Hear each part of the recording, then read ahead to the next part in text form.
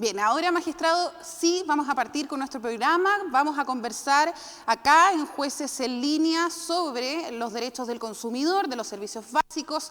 Le damos la bienvenida a todos quienes se están conectando y, por cierto, a nuestro entrevistado del día de hoy, el magistrado Gabriel del 22º Juzgado Civil de Santiago. Magistrado, ¿cómo está? Nuevamente nos encontramos. Bueno, nuevamente un gusto, Estefanía. Gracias por la invitación y ahora le extiendo también los saludos a los que se hayan conectado por el canal del Poder Judicial. Bien, magistrado, para quienes ya se están conectando, queremos recordarles que pueden ir dejando desde este minuto sus preguntas respecto a la ley que vamos a hablar el día de hoy, que es de los derechos al consumidor, cómo estos se protegen, pero en particular de los servicios básicos. Es decir, si es que le han subido alguna cuenta de luz, de agua, gas, otro servicio básico, si es que le hicieron un cobro de algún servicio que usted ya había dejado de pagar por contrato, bueno, todas esas situaciones nos puede ir preguntando, dudas que tenga respecto a posibles sanciones, indemnizaciones, si es que este caso lo tiene que llevar a la justicia. Bueno, todas esas preguntas las vamos a estar resolviendo con el magistrado Gabriel Ibáñez, pero partamos por la base, magistrado. ¿En qué consiste esta ley, pero en particular, qué derechos protege al consumidor? Bueno, para comenzar y como una especie de esquema muy sencillo, atendido el tópico de lo que estamos tratando.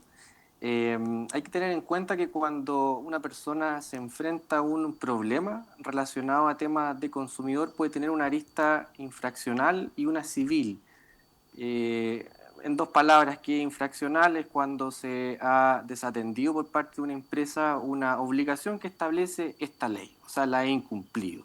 Y las consecuencias de ello son multas.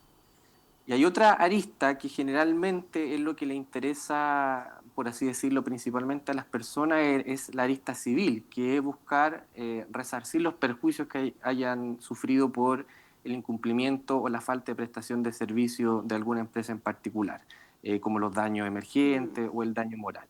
Hago esa distinción porque dependiendo de cómo también se encuentre la situación o cómo cada persona quiera enfrentar el conflicto, va a tener intervención los tribunales de justicia. Va a haber un ala o una arista de juzgado de policía local y una ante los tribunales ordinarios, acá, por así decirlo, en los tribunales del Poder Judicial. Y teniendo eso en claro, y a su pregunta, Estefanía, sin perjuicio de que el tópico de hoy es relacionado a los servicios básicos, los derechos también, claro, los derechos que reconoce la ley son transversales, no solamente a este tipo de situaciones. Para ello tenemos que ir a lo que señala el artículo 3º de la Ley de Protección del Consumidor. Lo más relevante son los derechos que se establecen para la libre elección de los servicios, pero en este caso hay un matiz importante porque los servicios básicos en gran medida y en muchos casos son monopolios naturales o mercados concentrados. Piense usted en el tema de la energía eléctrica. Uno no puede escoger qué compañía tiene, sino únicamente la que está disponible en el lugar donde se está o se requiere dicha energía. Pero esta misma artículo señala un aspecto importante que es que en ningún caso el silencio implica aceptar algún servicio. O sea, tiene que estar expresamente autorizado por algún consumidor. Está también la información oportuna, transparente, veraz. Tenemos que tener claridad todos los consumidores de qué es lo que se está cobrando, cuál es el servicio que se presta, cuáles son los inconvenientes y un aspecto muy importante que lo incluye también, cuáles son las condiciones que deberían existir para poner término a algún servicio. Por ejemplo, en el caso de las telecomunicaciones. Mucho tiempo se criticaba de que es súper sencillo contratar algo, pero a veces desistirse de ello, ponerle término por las razones que fueran, por los consumidores, termina siendo burocrático. Y otro de los principales derechos que diría yo que la ley establece es el concepto de reparación integral. O sea, cualquier persona que se vea menoscabada o afectada por algún incumplimiento de estas empresas en general, tiene el derecho a ser resarcida en sus daños patrimoniales como en sus daños morales. Magistrado, bueno, queremos recordarle a quienes se están conectando en este minuto a través de las redes sociales del Poder Judicial que estamos conversando con el magistrado Gabriel Ibáñez del 22º Juzgado Civil de Santiago respecto a la ley que protege los derechos al consumidor. En específico, lo que vamos a abordar en este capítulo de Jueces en Línea tiene que ver con los servicios básicos para que vaya dejando sus consultas. Magistrado, quería preguntar también, esta ley define qué es un servicio básico, hay una especie de clasificación y también retomar lo que usted estaba diciendo al final respecto a las obligaciones que tienen las empresas en estos casos. Estrictamente, cuando estamos hablando de servicios básicos y en la lógica de la Ley de Protección del Consumidor, nos referimos a aquellos que corresponden a una prestación, un suministro constante y que tiene una significancia muy importante en la vida de las personas, como por ejemplo el suministro eléctrico, el suministro de agua potable, las telecomunicaciones, dentro de ello está la conexión a Internet. Ahora nadie discute la relevancia que ello tiene, sobre todo después del tema de la pandemia, por la necesidad del teletrabajo, ese deseo constante de estar conectado, y también el tema del suministro de gas. La ley incluye también el tema de la recolección de residuos domiciliarios, pero los principales temas se enfocan en los primeros que señalé. Y si mal no recuerdo, me preguntaba sobre las obligaciones que tienen estas Exactamente, sí. empresas, ya como aspecto principal. Bueno, como toda empresa que está regulada bajo esta ley, conforme al artículo 12, debe respetar las condiciones básicas por las cuales se han pactado la prestación del servicio. Específicamente, también se debe respetar o seguir el principio de profesionalidad. Mencionaba hace unos segundos, unos minutos atrás, que estos mercados se pueden calificar como monopolios naturales o mercados concentrados. Son a veces la única empresa que nosotros podemos Claro. optar, sobre todo también en el tema de agua potable. Por tanto, hay una contrapartida. O sea, si el mercado se regula jurídicamente de esa forma, ellos tienen un deber de profesionalidad y es bastante exigente la legislación en que lo cumplan. Yo creo que ahí hay un aspecto principal y eso ha ayudado en que las demandas que han surgido, por ejemplo, cuando ha ocurrido temporales por temas de viento, Mm. los cortes constantes de energía eléctrica, el estándar de interpretación de la falta del servicio, la interrupción, es bien estricto para la empresa probar que en este caso se debió a un evento meramente meteorológico. Entonces, en conclusión, yo le diría que el deber de profesionalidad es uno de los aspectos elementales que tienen estas empresas que respetar. Magistrado, ya nos están llegando consultas en las redes sociales. Partamos con Santi, quien nos dice, ante fallas de servicios básicos, ¿aplica la inversión de la carga de la prueba a favor del consumidor? Acá igual ya se empieza a hablar también de un proceso que empieza un camino judicializado, ¿no? Claro, ahí para que se entienda un poco yo haría también como una siguiente explicación. Ujú. Tenemos una etapa, como cualquier problema de la vida, donde no es necesario judicializar, o sea, puedo solucionar el problema acá o con la empresa o con el CERNAC, por ejemplo, y vamos a ver otra etapa, cuando ya no nos sirvió ninguno de los temas de los caminos anteriores y vamos a pasar a la justicia. Estamos en la justicia ahora o judicializando, por así decirlo. Y ahí tenemos dos vías más, como les señalaba al comienzo. Una vía ante los juzgados de policía local y otra ante los tribunales ordinarios civiles, por así decirlo. Si tuviéramos que resumirlo al máximo o al extremo, yo diría que, como lo señala la propia ley, vamos al juzgado de policía local cuando persigo mi interés individual, mi afectación propia, el problema particular que yo tuve. Y vamos a estar en sede civil cuando dirigimos la acción que se llama acción colectiva, donde interviene el Servicio Nacional del Consumidor por regla general, otra agrupación de consumidores, o en definitiva cualquier agrupación que supere al menos las 50 personas afectadas. Bueno, cuando estamos en el procedimiento ante los juzgados de policía local, la Ley de Protección del Consumidor establece una regla expresa donde precisamente ahí a la consulta cambiamos el paradigma de la justicia civil clásica. Y esa es la carga dinámica de la prueba. O sea, en este tipo de casos, quien esté en la mejor posición muchas veces de probar o aclarar a la justicia el problema es la empresa. Pensemos en el caso de si estamos discutiendo sobre el alta de voltaje de un día en particular.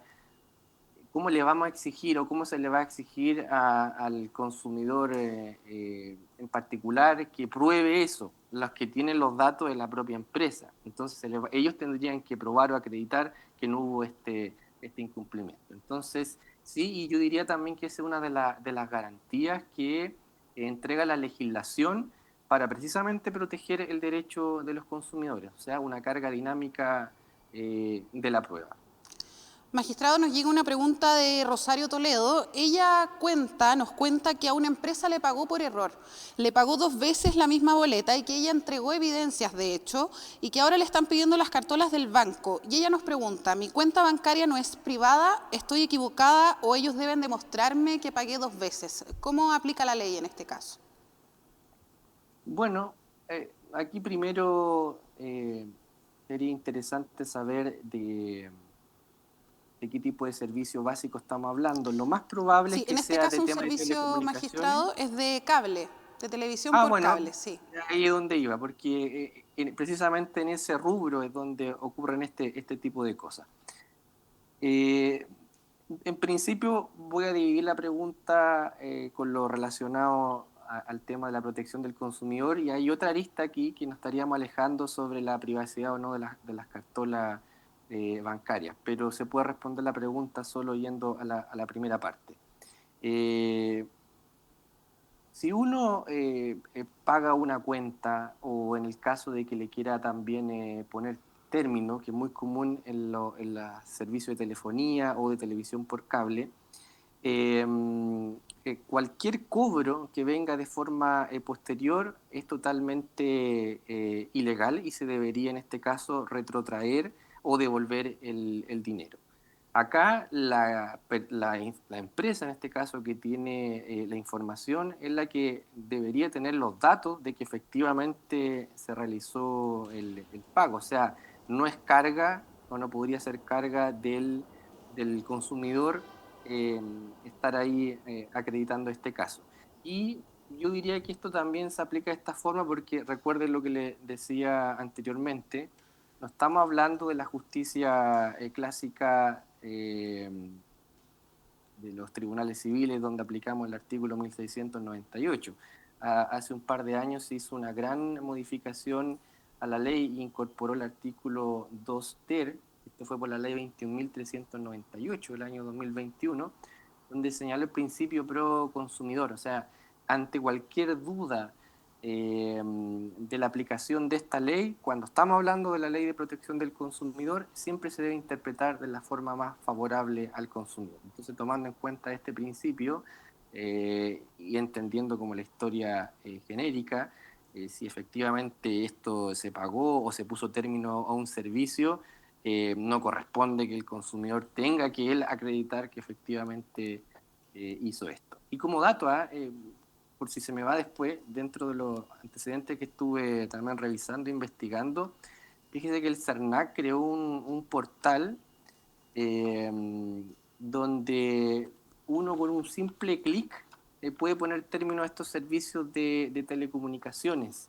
Es fácil, es expedito y uno solo entra ahí a la página respectiva y no debería después tener ningún problema. Se me fue el nombre exacto, lo tenía por ahí, pero es un nombre bien explicativo que era, eh, bueno, después Pero es un importante dato, sin duda, magistrado, el poder también comunicarle a las personas que nos están viendo que puedan ingresar también al Servicio Nacional del Consumidor, a visitar el sitio web, revisar si es que necesitan poner término a un servicio básico. Nos están llegando varias preguntas, magistrado, así que Un yo también, segundo, sí, ya, cuénteme.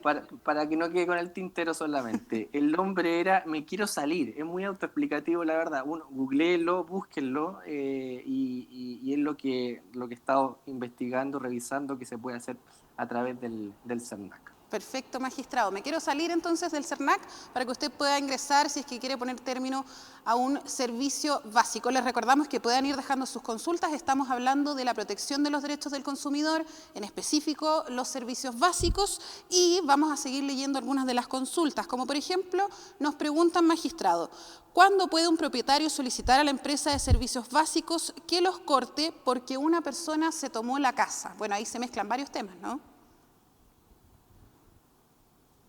Bueno, ahí efectivamente yo creo que nos estamos alejando del tópico porque son temas más relacionados a la ley a veces de copropiedad inmobiliaria, Claro. pero puedo destacar ahí de la pregunta y como también para aprovechar la oportunidad, ¿qué ocurre en el caso cuando se producen cortes del suministro eléctrico a consecuencia de los temporales, por ejemplo? Nuestra legislación estableció en el artículo 25 y el 25A de la Ley de Protección del Consumidor una legislación específicamente para este tipo de casos. Eh, y en el evento en que se produzca algún corte, ya sea por alguna interrupción climática, se establece, que esto fue una novedad en su momento, una indemnización inmediata o automática que equivale a 10 veces al monto que diariamente hubiese correspondido según la boleta anterior. O sea, me explico, si en un día en particular, por la ley exige que tiene que ser más de 4 horas, si en un periodo de 4 horas en un día hay un corte en el suministro, vamos a suponer, eléctrico, nuestra legislación automáticamente establece que se debe pagar en la boleta anterior 10 veces lo que equivaldría eh, ese día. Eh, y esos cambios también son importantes que las personas, o sea, es un mecanismo, son importantes que las personas lo conozcan, en definitiva. Ahora, magistrado, José Miguel de la Serena nos deja una pregunta que yo creo que le ha pasado a varios. Yo me incluyo, de hecho, en el servicio de las telecomunicaciones. Cuando generalmente contratamos algún tipo de plan, se nos ofrece un precio de Cyber Day o un precio más rebajado, mitad de precio, por un tiempo determinado. Y me dicen que después de pasado el plazo, me suben el precio de este servicio. ¿Qué pasa si, por ejemplo, yo no me acordé de dar de baja el plan o cancelarlo o pedir que me bajaran el precio? ¿Puedo llamar a la empresa y volver a pedir o ya tengo que verlo por otra vía, más aplicando la ley? A ver, en eso el tema importante a tener en claro es la transparencia. O sea, no mezclemos si yo tuve claro o la empresa lo comunicó con precisión dentro de las bases de la oferta de que los primeros 6 meses tenía un valor en particular y luego del sexto mes tenía otro valor. La verdad ahí en principio no veo ningún incumplimiento y de hecho está respetando las condiciones de la contratación. Pero distinto sería de que nunca se haya comunicado esto y que la publicidad o lo que se había escriturado, por ejemplo, dijera que era, vamos a suponer, 10.000 pesos, y en ningún momento se señaló que luego del sexto mes esto Sí. aumentara. Ahí evidentemente hay un problema. Y no se están respetando las condiciones básicas del contrato. Se haría también una especie de cláusula abusiva porque de forma unilateral estarían subiendo el valor del plan respectivo. Entonces hay que hacer esa distinción si efectivamente fue explicado, fue transparentado, con este otro caso donde no se dijo absolutamente nada. Son dos escenarios muy diversos. Claro, y se dan matices también, porque de hecho María Subiabre nos deja una pregunta similar. Dice, contratar un servicio de canales de televisión, lo contraté, me imagino que dice acá, y ya no quiero seguir con el plan, pero no te permite hasta un año después, mientras tanto tienes que seguir pagando y no se firma ningún documento. Me imagino que aquí el caso es distinto, porque finalmente la persona contrata por un periodo determinado, pero se quiere salir antes. Bueno, ahí habría también que analizar la modalidad en particular de las contrataciones. Yo entiendo que por regla general uno, y dentro de los derechos que entrega la ley, en cualquier momento puede ponerle término a cualquiera de los servicios que contrate. O sea, nadie me puede obligar a permanecer en una compañía, por ejemplo, telefónica X en particular, telefonía móvil me refiero, o permanecer con un proveedor de televisión de una forma también en el tiempo. Me suena extraño, no conozco el caso en particular de la contratación. En principio estaría fuera ahí del rango que regula nuestra legislación, porque le digo que un principio básico también es que uno le pueda poner término unilateral a estos servicios como consumidor, porque las razones que sean, la verdad. Y dentro de los temas de la telefonía y telecomunicación en general, nuestra legislación ha ido avanzando también a no supeditar, por ejemplo, alguna deuda a ponerle término a al contrato respectivo. O sea, si yo notifico a la empresa de que ya no quiero tener ese servicio, es independiente de que exista o no una deuda. ¿Por qué? Porque antiguamente se utilizaba eso para seguir aumentando la facturación. O sea, a pretexto de que había una deuda, mantenía la relación contractual y mantener la relación contractual en definitiva aumenta la facturación. Ahora, que quede claro que si tengo una deuda, no significa que la deuda va a desaparecer. Lo que va a pasar es que va a detenerse en la facturación respectiva por el contrato normal y respecto al resto se seguirá el curso que corresponda para el cobro o pago de esa deuda en particular. Ahora, magistrado, algo clave en estos casos cuando ya la persona decide acudir a la justicia. ¿Cuáles considera usted que son los antecedentes clave con los que debe contar la persona que quiere denunciar un caso? Ya, ahí también de nuevo tenés claro si estamos hablando de juzgados de policía local Claro.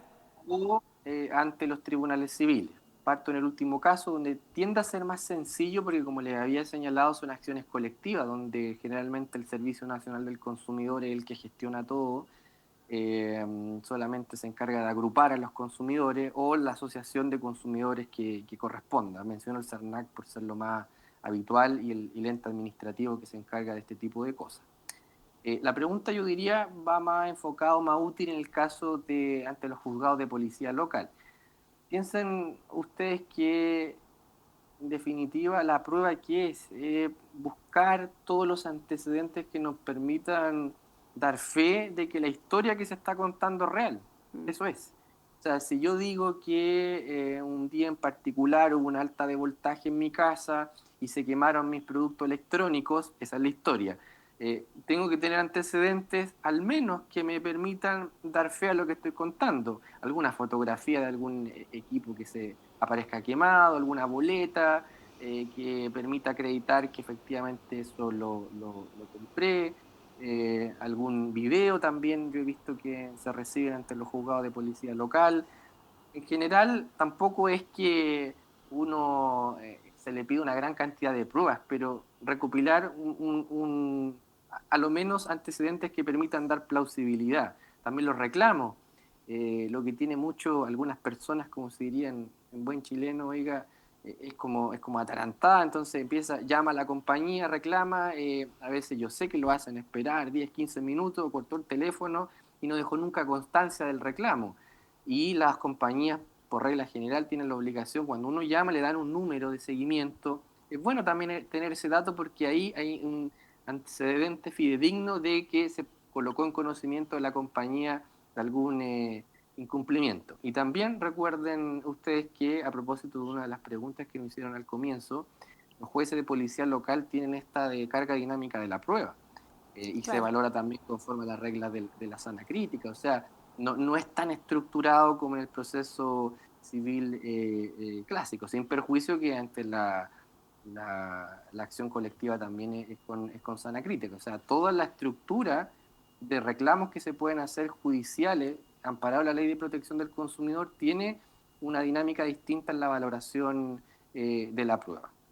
Magistrado, ¿cómo usted hablaba de la instancia de los tribunales civiles? ¿Cómo una persona se hace parte de una acción colectiva? ¿Cómo se produce una acción de este tipo frente a un tribunal civil?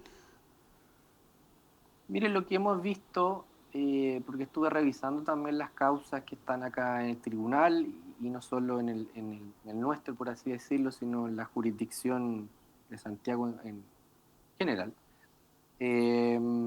Lo que está en tramitación o ha estado en tramitación más en boga y relacionado a este tema, por ejemplo, fue cuando ocurrió, recuerden ustedes, hace un par de años atrás, el aluvión allá cerca en San José de Maipo y enturbió las aguas de una compañía de esta naturaleza. Se exculpó en este tema de la fuerza mayor, pero en definitiva dejó sin agua a muchas personas durante muchos días. O estos temas de por las ventoleras que ocurrieron hace un par de años atrás, y de todos los inviernos, la verdad. Yo creo que, como usted decía al comienzo, se aproxima ya, Sí. ya estamos en la época donde van a haber más lluvia, yo creo más viento, y es común que lamentablemente el último tiempo eso genere corte de suministro eléctrico. ¿Por qué menciono estos casos? Porque generalmente cuando ocurre eso no va a quedar un solo cliente sin suministro. Es un grupo grande, pueden ser 100.000 personas, incluso 800.000 personas, como fue en el caso más grave. ¿Y qué ocurre ahí? Que todas estas personas empiezan a hacer un reclamo, empiezan a reclamar. CERNAC, por ejemplo, condensa todo este tipo de reclamos que se van haciendo. Vamos a suponer que no funcionaron ninguna de las mediaciones respectivas y vamos a suponer que las empresas no quisieron llegar a algún acuerdo. Entonces, todos esos antecedentes, el CERNAC arma un caso y ahí presenta la demanda colectiva. El gran trabajo, por así decirlo, lo lleva el CERNAC. Eso, no es que las partes tengan que venir acá individualmente al tribunal. La teoría del caso viene armada de forma previa. Yo diría que, en general, haciendo el reclamo y ya recopilando la información por parte del Servicio Nacional del Consumidor, terminan siendo incorporados en estas acciones colectivas que generalmente son de alto impacto. Eso es lo que ven los tribunales civiles. Magistrado, y pensando, por ejemplo, en el rango etario de las personas, por ejemplo, adultos mayores, ¿ven alguna alza en su cuenta de luz u otro servicio básico? ¿Hay alguna consideración en la revisión de su caso considerando que es un grupo vulnerable, por ejemplo? A ver, mire, también primero es importante saber de qué estamos entendiendo por alza de la boleta del consumo eléctrico, por ejemplo. Ujú. En invierno está regulado por reglamento y por ley, las tarifas cambian. Vamos a suponer que ese no es el caso.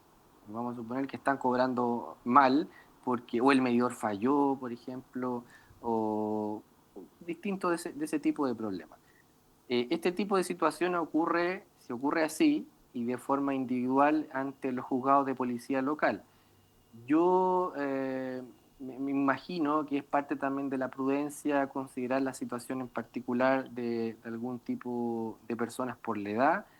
El legislador ha sido claro, por lo menos en los casos de las personas electrodependientes, tiene que estar registrada, e incluso si es que existe, por ejemplo, no pago en la boleta respectiva, la empresa no puede llegar y cortar el suministro porque hay un bien superior ahí que resguardar.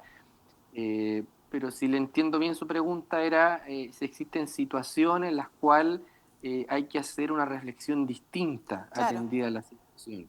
claro. Y por eso llegaba ese caso. Entonces puede ser cuando haya un grupo electrodependiente, Sí. pueden ser personas donde el consumo eléctrico pasa a ser vital. O sea, ocurrieron casos lamentables donde cuando a un grupo familiar se le corta intempestivamente la energía eléctrica, pierden la vida porque necesitan una máquina. eh, en el fondo es parte el beneficio de su salud. Y yo diría que sí, o sea, esto no estamos viendo un caso en particular, pero en principio siempre son elementos. ¿Por qué? Porque recuerde que la prueba y los antecedentes se valoran también conforme a criterios de sana crítica y deberíamos considerar cuando hay una situación muy en particular, personas de avanzada edad o que tienen electrodependencia a ciertos equipos. Mire, acá nos llega justamente una pregunta, estábamos hablando recién de la prueba magistrado y nos llega a través de redes sociales, dice, ante la carga dinámica de la prueba, ¿supone esto alguna consecuencia para el demandado que aportó prueba cuando la prueba del demandante es defectuosa o insuficiente?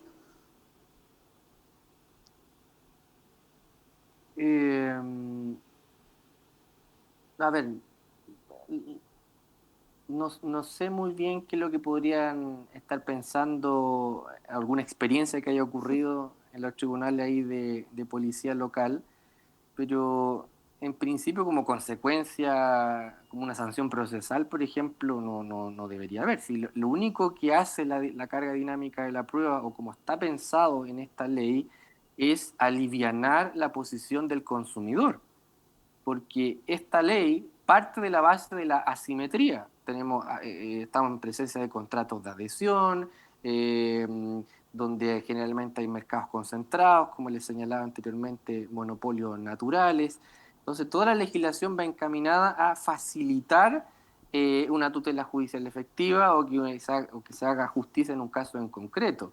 No exigirle prueba en demasía al consumidor, porque si no después no se va a coger ninguna causa, si todo el control o todos los antecedentes lo va a tener la empresa respectiva.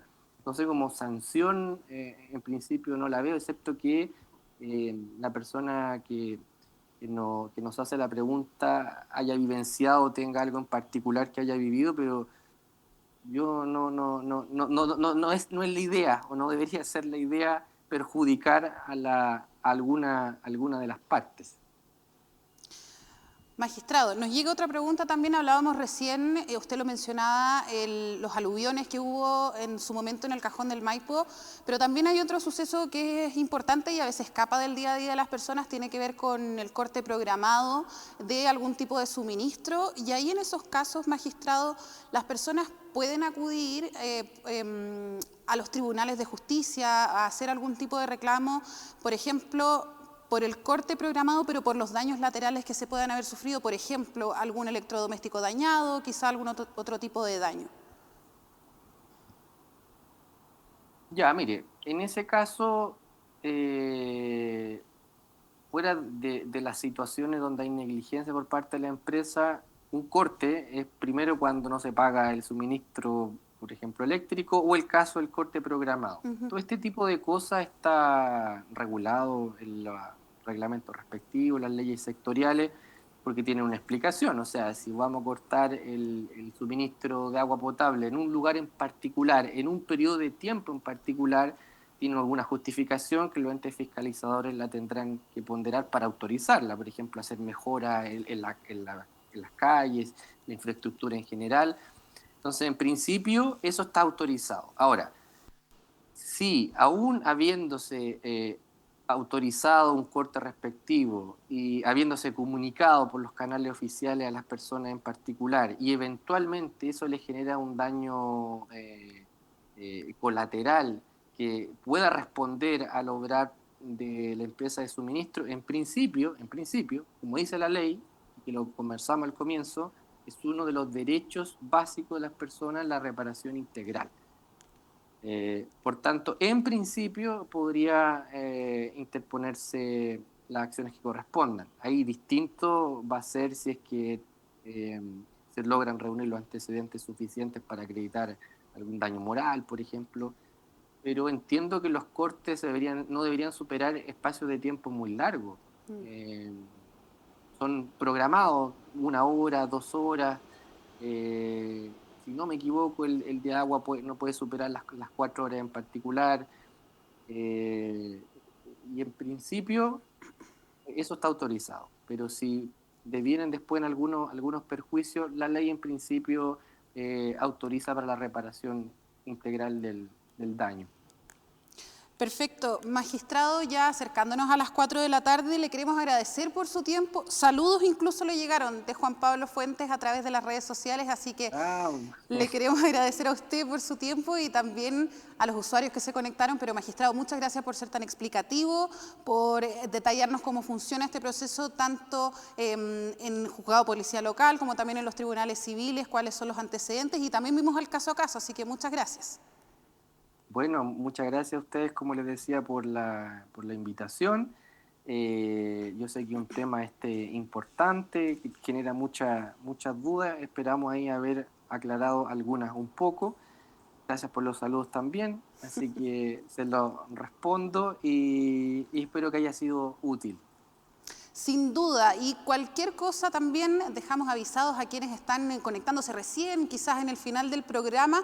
Les queremos decir que el capítulo va a estar completo a través del YouTube del Poder Judicial, también en poderjudicialtv.cl, para que lo pueda revisar si es que no pudo dejar su duda o quizás incluso hay alguna duda resuelta durante el programa. Puede escucharlo nuevamente en nuestras redes sociales. Les queremos agradecer y nos vemos en un próximo capítulo de Jueces en Línea. Chao.